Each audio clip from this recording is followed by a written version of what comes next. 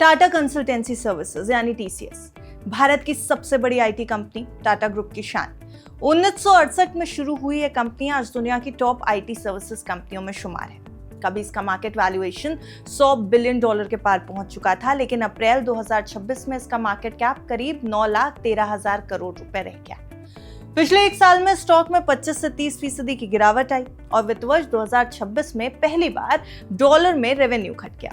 Problems काफी सारी हैं इस समय टीसीएस के साथ, लेकिन आज हम जो बात कर रहे हैं वो ये सारी प्रॉब्लम्स नहीं है। वो एक बड़ा विवाद है जो इस दिग्गज कंपनी के नासिक ऑफिस में सामने आया है। एक तरफ टीसीएस की भव्य लेगेसी है, जीरो टॉलरेंस पॉलिसी है, दूसरी तरफ सेक्सुअल हरासमेंट, कोऑर्शन और रिलीजियस प्रेशर के गंभीर आरोप हैं। क्या ये आरोप कंपनी की इमेज को नुकसान पहुंचा रहे हैं? आइए पूरी बात A to Z तक बिल्कुल न्यूट्रल तरीके से सिर्फ फैक्ट्स के साथ आपके सामने रखते हैं। हेलो एंड वेलकम, आप देख रहे हैं गुड रिटर्न्स। मैं हूं आपके साथ अरुणिमा द्विवेदी। इस पूरे क्राइसिस की शुरुआत टीसीएस में फरवरी-मार्च 2026 के बीच हुई थी। नासिक सिटी पुलिस को एक टिप ऑफ मिला।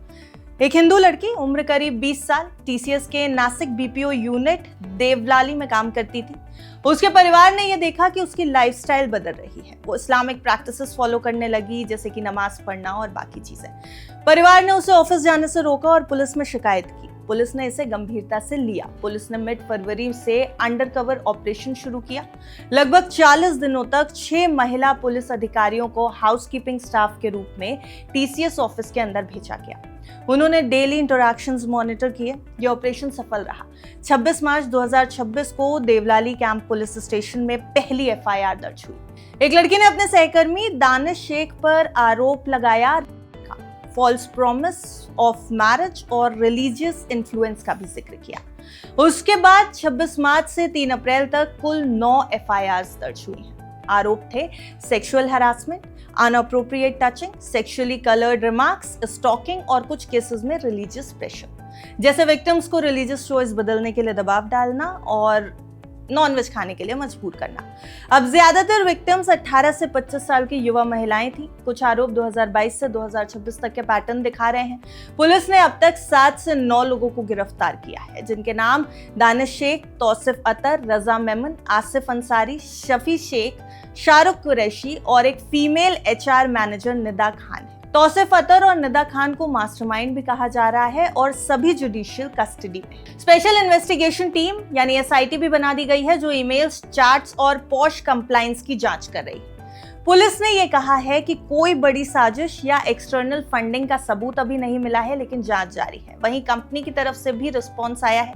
टीसीएस ने सभी आरोपियों को तुरंत सस्पेंड किया है। Tata Sons chairman N Chandrasekaran ने साफ कहा कि टाटा ग्रुप में किसी भी तरह के कोऑर्शन और मिसकंडक्ट के लिए जीरो टॉलरेंस पॉलिसी है।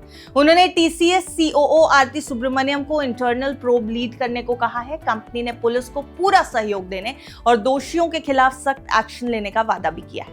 केस सोशल मीडिया पर तेजी से वायरल होने के बाद टाटा सन्स के चेयरमैन एन चंद्रशेखरन ने बयान भी जारी किया है। उन्होंने कहा है कि टाटा ग्रुप अपने कर्मचारियों द्वारा किसी भी प्रकार के कोऑर्शन और मिसकंडक्ट के प्रति जीरो टॉलरेंस पॉलिसी बनाए रखता है। इस स्थिति के तथ्यों को स्थापित करने और जिम्मेदार सभी लोगों की पहचान करने के लिए गहन जांच चल रही है। केस अब कॉर्पोरेट क्राइसिस बन चुका है, इसलिए इसके बारे में डिस्कशन भी काफी ज्यादा हो रहा है।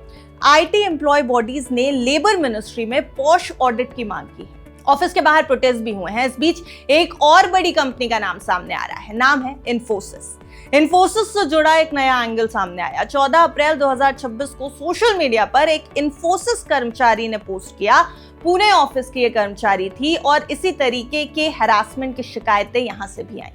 नितेश राणे ने नोटेड भी लिख दिया। हालांकि अभी तक इस पर कोई भी आधिकारिक एफआईआर की पुष्टि नहीं हुई। तो कुल मिलाकर पूरा मामला ये है कि एक छोटे टिप ऑफ से शुरू हुआ ये मामला टीसीएस में अब 9 एफआईआर्स, गिरफ्तारियों, एसआईटी जांच और पूरे आईटी इंडस्ट्री में चर्चा तक पहुंच गया है। टीसीएस जैसे दिग्गज की लेगेसी और वैल्यूएशन पर सवाल उठ रहे हैं, लेकिन कंपनी जीरो टॉलरेंस दिखा रही है।